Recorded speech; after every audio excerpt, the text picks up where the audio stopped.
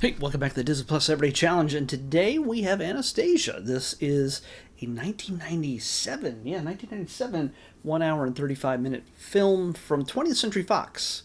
Now, it fits really nicely into the Disney princess vibe because, well, this is based on a true story. Well, it's based on real people. I shouldn't say it's a true story.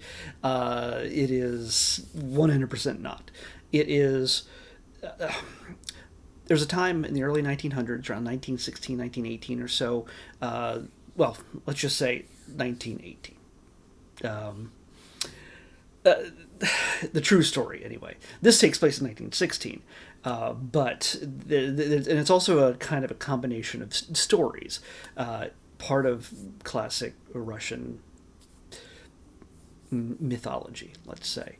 There was a real Romanov family. Tsar Nicholas II, I believe, was the man in charge. He was the top dog in Russia at the time, and there was a revolution brewing. And, well, it came to be that the family was kicked out of power and all unalived. However, this story takes that and plays with it a little bit only because there's always been rumors that Anastasia, the youngest of his three daughters, at the age of 8, I believe, at least she's 8 in this, survived. And it's always been a mystery as to how and who she is. Maybe she's out there. And a lot of times we just from this film, and I believe this as well until I just did a quick little read up on it, and I could be incorrect on some details here as I tell it to you, that Rasputin was involved. While he was a very let's say curious advisor to Tsar Nicholas he the second, he was considered a holy man. He was also considered a charlatan and a just a plain just weirdo. Okay, weirdo might be the nicest way of saying it. And Rasputin, by the way, also had kind of a legend of mysticism about him. He apparently dabbled in magics and all sorts of other things, and he became what seems like immortal. He could not be killed. However, he was killed even before, from what I understand, the Russian Revolution. So it didn't really work out. But in this story, in this version of the story, Rasputin is the one who steps up and makes threats against the family and sort of coincides with the Russian Revolution, which topples the government, the Tsar and his family, and takes him out of power. And in this story, we have a young Anya, her name eventually becomes. As a young girl, she's just so traumatized by this. She's shuffled away by her grandmother, supposedly the only surviving member that anybody knew about. But she's taken off to Paris. Her plans were even to go to Paris even before all this stuff happened. Well, she went off to Paris, and she was considered the only known living relative, and Anya disappeared. Even in the film, isn't completely clear on where she went, except for the next time we see her as pretty much an adult, is she's an orphan. And pretty much, I think she's getting kicked out of the orphanage as we catch up with her, and she believes that that she's destined to go to Paris. She's not completely sure why, but we know why, because that's where her grandmother is.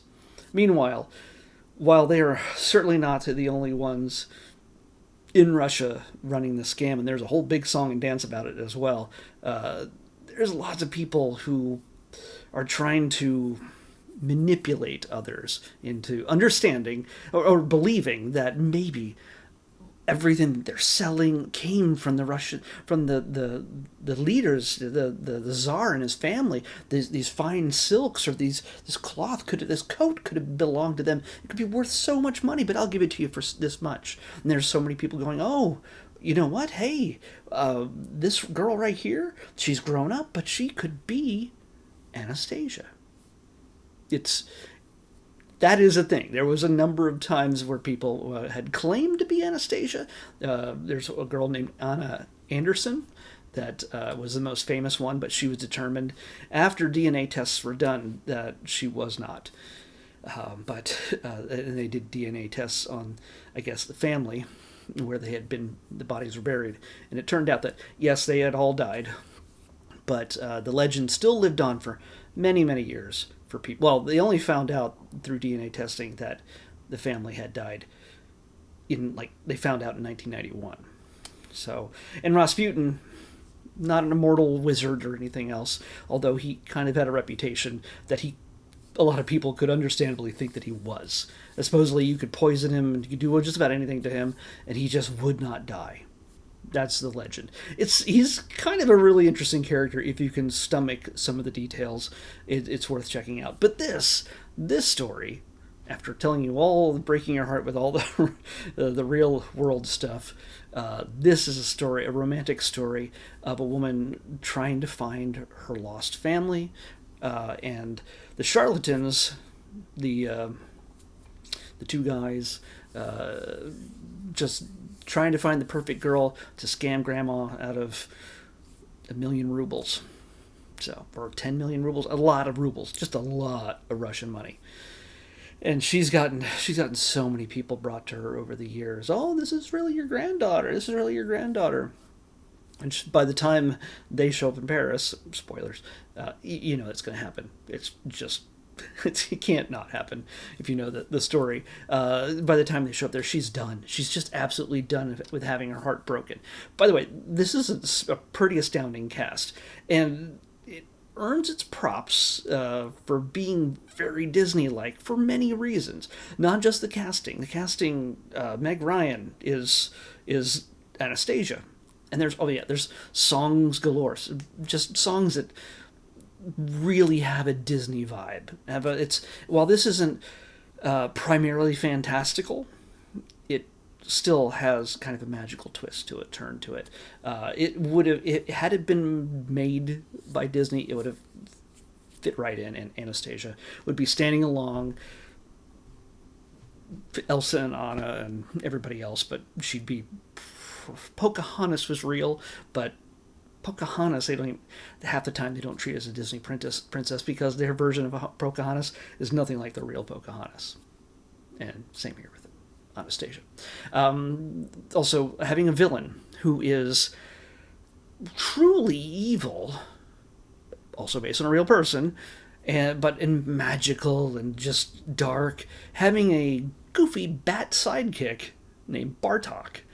The bad guy sounds perfectly evil, played by Christopher Lloyd, from Back to the Future, Doc Brown. So you got Christopher Lloyd voicing the bad guy, Judge Doom. Like all these, he's perfect. He's perfect. And Bartok, who is there to basically keep the bad guy from being too scary, because he has to play off of him all the time. Bartok is Hank Azaria from The Simpsons. You know him from like dozens of voices on The Simpsons, and so many other things as well, but primarily The Simpsons. We get the two scam artists who are trying to trick the grandma into believing whatever girl they happen to find to bring to her. The problem is they happen to find the actual Anastasia. You just don't know it. And of course, they're voiced by John Cusack as Dimitri, the young man, who has a very strong connection to the original Anastasia, who would know Anastasia if he saw her, if certain clues would fall into place.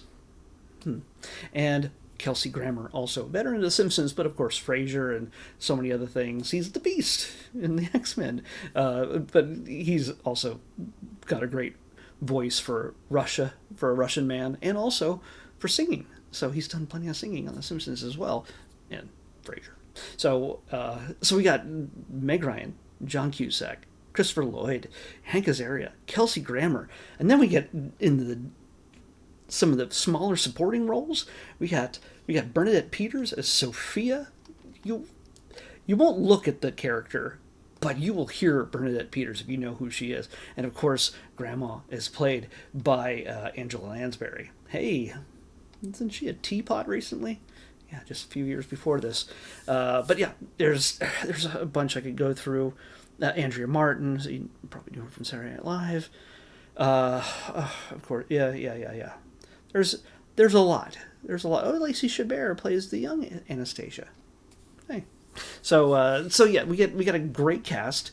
We got animation that looks so Disney like. Why is that? Oh, Don Bluth is like the director, co-director, I should say, and he is, you know him from some older Disney stuff before he went his separate ways. Video game people will know him as the animator for Dragon's Lair and Space Ace. This is a lot of this, by the way. A lot of this film is very motion capture of the actors performing their roles. Either that or other people performing their roles and then still being voiced by, Meg Ryan and John Cusack. But yeah, Don Bluth. I don't think he left Disney on good terms. But things you would know him from is, All Dogs Go to Heaven, A Secret of Nim. Come on, Titan AE. That's not separate. That's not Disney-ish. I'm trying to go back in his further. Come on. Just give me the same stuff over and over again. Pete's Dragon. But no, I mean, when you look at his stuff, I know, isn't the Black Cauldron in this? There's Thumbelina. I mean, he's old school. He's old school Disney, but I don't want to go spend all my time on Don Bluth. But he is, when you see this, it's a Don Bluth production. So, beyond everybody else involved. I mean, he's not the only person involved, but it feels so, and I know Don Bluth would hate this, it feels Disney-like, but mainly because he left a strong imprint on anything he worked on back in the day. So, this is fully Don Bluth, though. So you'll appreciate it for just that. It's in an era of 1990. It's 1997, so we're getting our first hints of some digital animation, I believe. Either that, or they're just really good at their 2D animation, 2D, 3D, but it's mostly 2D, hand drawn stuff, and just it looks fantastic. Trying to recreate that early 20th century Russia. It's just great. So, oh, wait, Kirsten Dunst also plays a young Anastasia? What's going on? How many? I think Lacey Chabert played the singing voice of young Anastasia. Okay, never mind. She does most of her singing as an adult. So, and I don't even know if Meg Ryan does the singing. I'm not sure. But everybody gets a little bit of a song in there. There's lots of silliness with the sidekicks. Anastasia gets a dog for some reason, who plays a small part in the final battle. For the most part, it's a story about Anastasia meeting a young man who was kind of destined to be with her, and him leading her along, hoping to use her as part of a scam, and her not realizing it. And her kind of putting in hopes in her head that maybe she could something could be unlocked. Maybe she really is Anastasia. She doesn't remember. She doesn't remember anything before 8 years old, apparently. She has little things here and there, but they don't make sense. There's no context. And I guess a certain amount of trauma of having your whole family torn away from you might do that to a girl.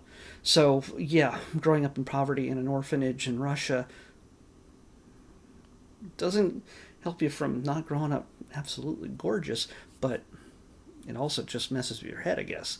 So, I know I've told you essentially the whole film, but I really haven't. You gotta understand with these kind of films, if there's singing and dancing, there's romance, and for the longest time, other than the very beginning of the film, it seems like there's two different movies going on. We got the Anastasia romance con game that they're working on to try to convince her that she could be who she is, and they don't realize she is, and taking her to Paris, while over here is Rasputin with Bartok, and there's even a song and dance with them.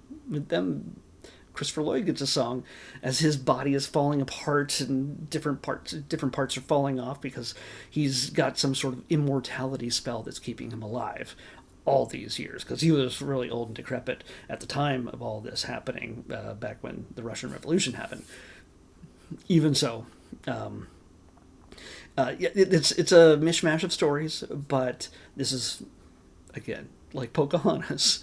It is not meant to mimic reality in any way. It is a fantasy romance story that turns into a battle against mystical forces in the final act.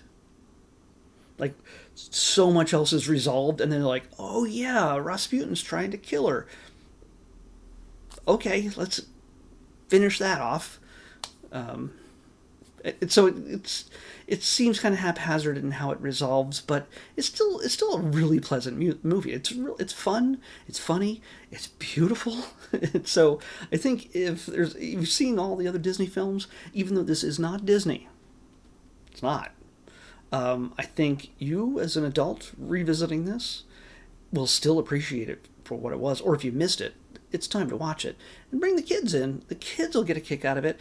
There's a certain little bit of gruesomeness to this, because we're dealing with a guy who's essentially dead and falling apart. But they lighten that up with the bat, the silly white. I guess he's a vampire bat, but he's not very bitey. I don't know. He's not a fruit bat, because he has a cousin who's a fruit bat, but he's not a fruit bat. So it's fun, and I was looking for the longest time when I saw this pop up on the list way back when. I'm like, when am I going to get to watch that again? Because I remember seeing it, I think, in the theaters when it came out. I can almost tell you which theater it was. It wouldn't make any sense to you, but yeah, 1997. It's almost 30 years old. Oy vey. Okay, so definitely check Anastasia out if you haven't yet. This is something. This is a good kind of rainy day kind of afternoon movie. Sunday morning, just curl up on the couch and watch it. Have a good time. Bring the kids. Let's watch. Let's pick tomorrow's episode. Ow. 153. Oh, I think I know what these are. Is it the 150s in the past have been... Oh, it's not. I'm always wrong. I keep thinking that it's something that it's not. But it's red on my thing. I have color categories. That red means documentary or reality or concert. And in this case, we get some music. Not sure if it's a concert or if it's just like studio sessions or whatever, but this is studio sessions. That's what it's in the title. This is Taylor Swift Folklore, the Long Pond Studio Sessions. Yes, the woman who's now bought back her entire catalog and owns all of her music. Once again, one of the most powerful and influential musicians of the modern age. Taylor Swift Folklore, the Long Pond Studio Sessions, is what we're watching next on the Disney Plus Everyday Challenge. I'll see you back here tomorrow with that.